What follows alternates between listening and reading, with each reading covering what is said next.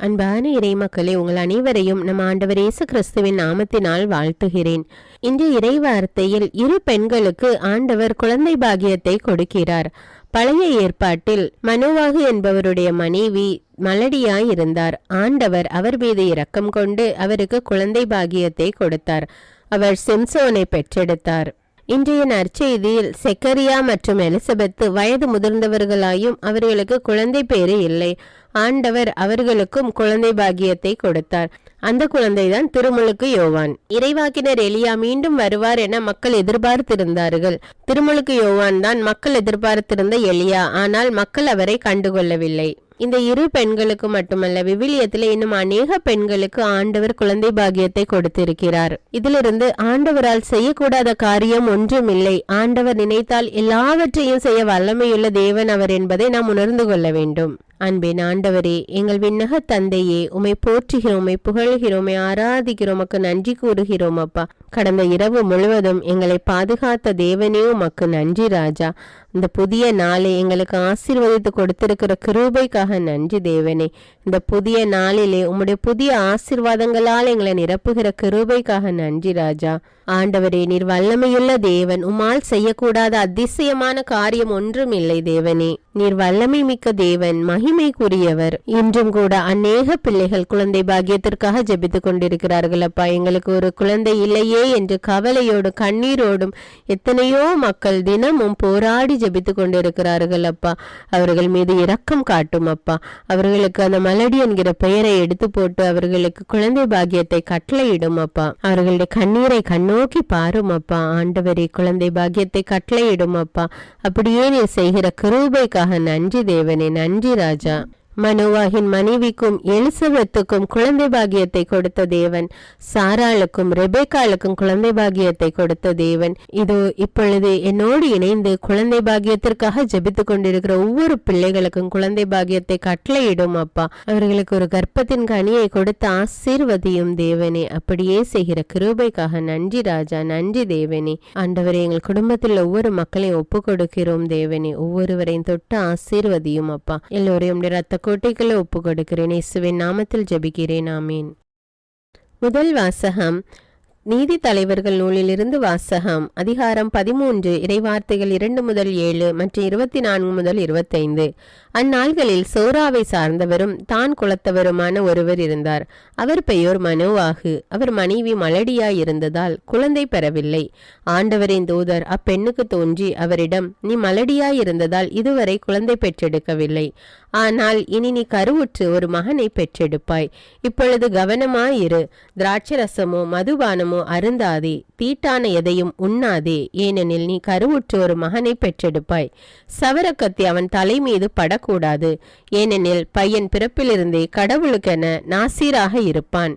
அவன் இஸ்ரேல் மக்களை பெலிஸ்தியரின் கையிலிருந்து விடுவிக்க தொடங்குவான் என்றார். அப்பெண் தம் கணவரிடம் வந்து கூறியது, கடவுளின் மனிதர் என்னிடம் வந்தார். அவரது தோற்றம் கடவுளின் தூதரின் தோற்றம் போல பெரிதும் அச்சத்திற்குரியதாய் இருந்தது. அவர் எங்கிருந்து வந்தவர் என்று நான் அவரை கேட்கவில்லை.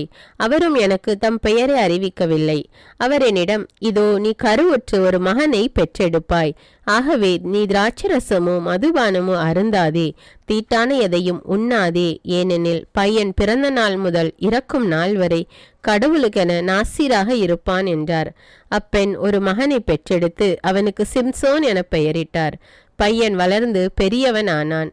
ஆண்டவர் அவனுக்கு ஆசி வழங்கினார். சோராவுக்கும் எசுத்தாவேலுக்கும் இடையே அவன் இருக்கும்போதுதான் ஆண்டவரின் ஆவி அவனை தூண்டத் தொடங்கியது. இது ஆண்டவரின் அருள்வாக்கு. இறைவனுக்கு நன்றி. நற்செய்தி வாசகம். புனித லூக்கா எழுதிய தூய நற்செய்தியிலிருந்து வாசகம். அதிகாரம் 1, இறை வார்த்தைகள் 5 முதல் 25. யூதேயா நாட்டில் ஏரோது அரசனாக இருந்த காலத்தில் அபியா வகுப்பை சேர்ந்த செக்கரியா என்னும் பெயர் கொண்ட குரு ஒருவர் இருந்தார். அவர் மனைவி ஆரோனின் வழி வந்தவர். அவர் பெயர் எலிசபெத்து. அவர்கள் இருவரும் கடவுள் பார்வையில் நேர்மையானவர்களாய் விளங்கினார்கள். ஆண்டவருடைய அனைத்து கட்டளைகளுக்கும் ஒழுங்குகளுக்கும் ஏற்ப குற்றமற்றவர்களாய் நடந்து வந்தார்கள். அவர்களுக்கு பிள்ளை இல்லை, ஏனெனில் எலிசபெத்து கருவுற இயலாதவராய் இருந்தார். மேலும் அவர்கள் வயது முதிர்ந்தவர்களாயும் இருந்தார்கள். தம்முடைய பிரிவின் முறை வந்தபோது செக்கரியா கடவுளின் திருமுன் குருத்துவ பணியாற்றி வந்தார். குருத்துவ பணி மரபுக்கு ஏற்ப ஆண்டவரின் திருக்கோவிலுக்குள் சென்று தூபம் காட்டுவது யார் என்று அறிய சீட்டு குலுக்கி போட்டபோது அது செக்கரியா பெயருக்கு விழுந்தது. அவர் தூபம் காட்டுகிற வேளையில் மக்கள் கூட்டத்தினர் அனைவரும் வெளியே இறைவனிடம் வேண்டிக் கொண்டிருந்தனர். அப்பொழுது ஆண்டவருடைய தூதர் ஒருவர் தூப பீடத்தின் வலப்பக்கத்தில் நின்றவாறு அவருக்கு தோன்றினார்.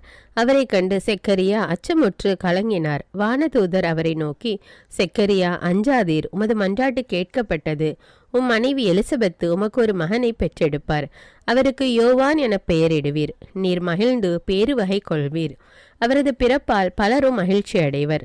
அவர் ஆண்டவர் பார்வையில் பெரியவராயிருப்பார். திராட்சை மதுவோ வேறு எந்த மதுவோ அருந்த மாட்டார். தாய் வயிற்றில் இருக்கும் போதே தூய ஆவியால் முற்றிலும் ஆட்கொள்ளப்படுவார். அவர் இஸ்ரேல் மக்களுள் பலரை தம் கடவுளாகிய ஆண்டவரிடம் திரும்பி வர செய்வார். எலியாவின் உலப்பாங்கையும் வல்லமையையும் உடையவராய் அவருக்கு முன் செல்வார். தந்தையரும் மக்களும் உளம் ஒத்துப்போக செய்வார். நேர்மையாளர்களின் மனநிலையை கீழ்ப்படியாதவர்கள் பெற செய்வார். இவ்வாறு ஆண்டவருக்கு ஏற்புடைய ஒரு மக்களினத்தை ஆயத்தம் செய்வார் என்றார். செக்கரியா வானதூதரிடம், இது நடைபெறும் என எப்படி தெரியும்?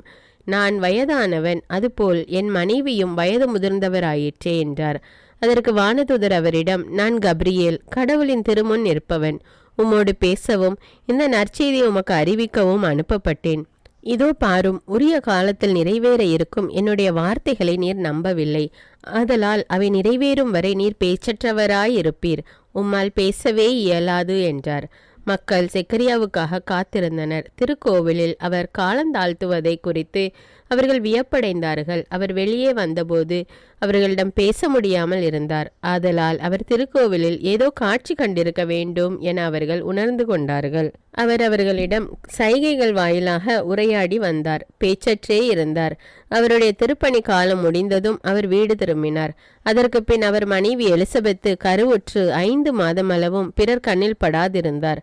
மக்களுக்குள் எனக்கிருந்த இகழ்ச்சியை நீக்க ஆண்டவர் என் மீது அருள் கூர்ந்து இந்நாளில் இவ்வாறு செய்தார் என்று தமக்குள் சொல்லிக் கொண்டார்.